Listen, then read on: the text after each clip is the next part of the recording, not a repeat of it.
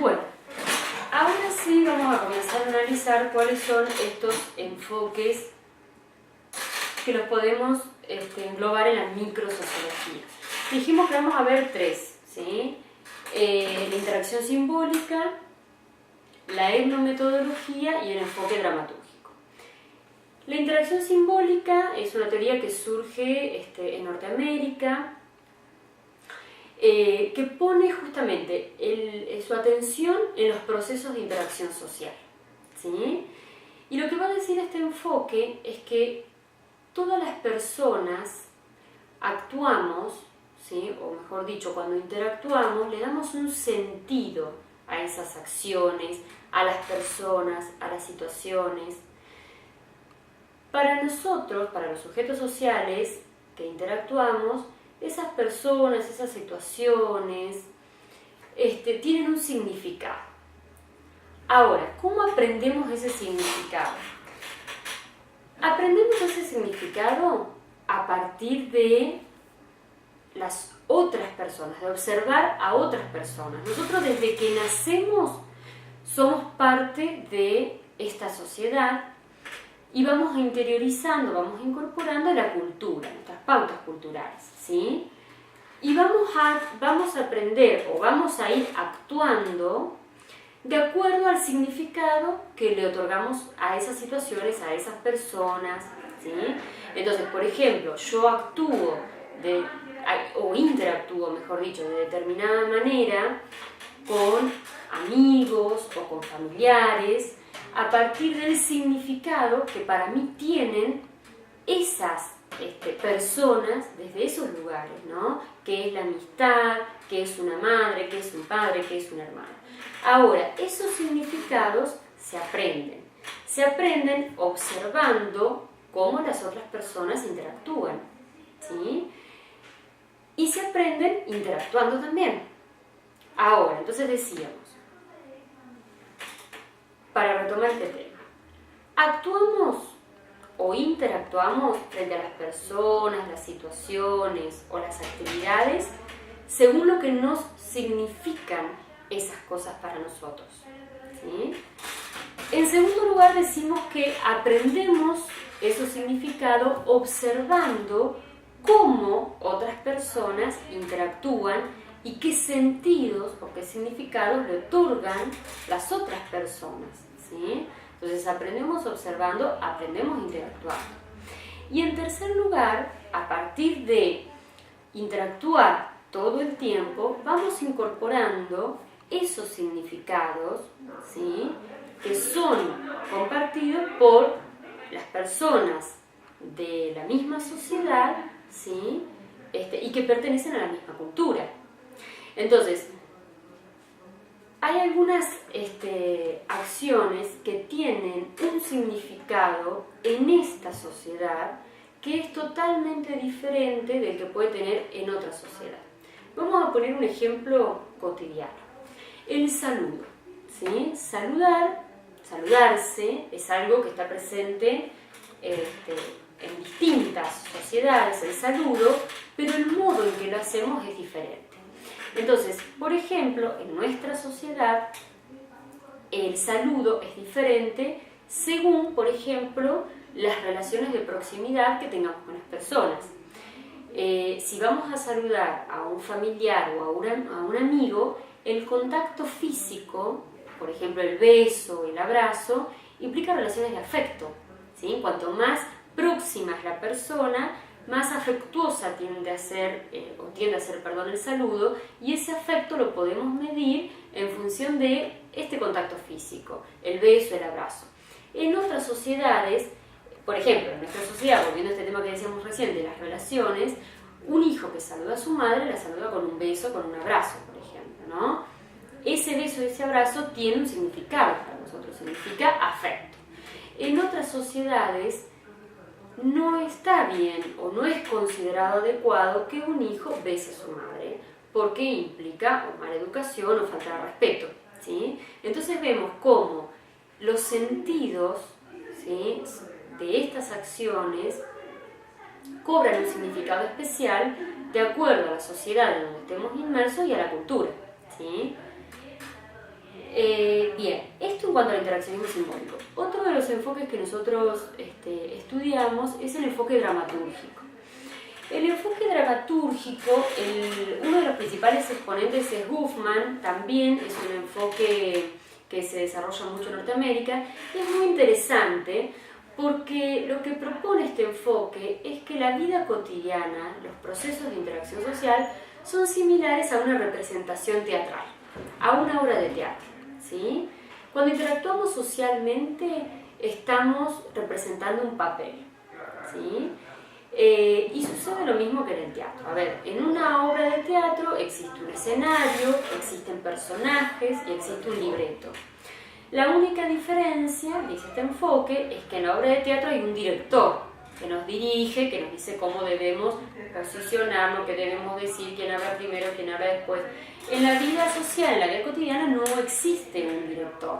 Los libretos se construyen socialmente y cada uno de nosotros va a desempeñar un papel y busca que los otros seres sociales lo reconozcan o nos reconozcan desde ese papel. Yo les voy a poner un ejemplo que tiene que ver con esta situación de enseñanza y aprendizaje, ¿no? La clase. Una clase en un instituto de formación, por ejemplo, un instituto terciario, una universidad, uno lo puede comparar con una representación teatral. Cuando entramos a clase, los estudiantes se sientan en sus bancos, el docente se para enfrente, va a dar la clase, entonces explica, eleva la voz, busca la mirada de sus estudiantes, también busca que los estudiantes lo reconozcan desde ese papel, ¿no? Entonces, él busca que el estudiante lo escuche, que le preste atención, el estudiante si quiere preguntar levanta la mano. Cada uno es como un actor que está cumpliendo con un rol, ¿no? El rol de estudiante, el rol de docente, pero a su vez no todos los estudiantes son iguales.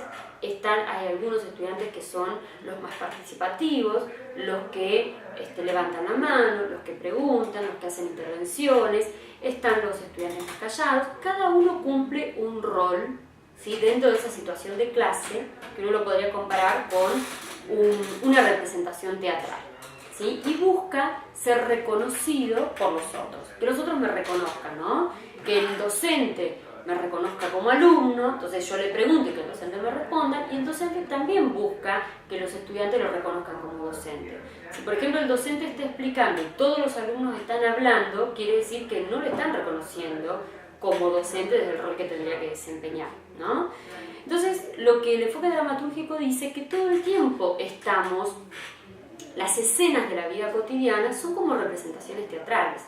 Lo mismo podemos poner el ejemplo en un trabajo, cuando estamos trabajando en la empresa, por ejemplo, ocurre lo mismo, ¿sí? El jefe tiene que cumplir un determinado papel y el libreto se construye socialmente, ¿no? ¿Qué esperamos de un jefe? El jefe es el que pone los límites, el que controla las llegadas tardes, el que nos dice qué tenemos que hacer, el que nos supervisa en el trabajo, el trabajador también, ¿no? Ser obediente, cumplir con el horario, venir con el uniforme. Todo esto tiene que ver con el papel y con el libreto que se construye socialmente.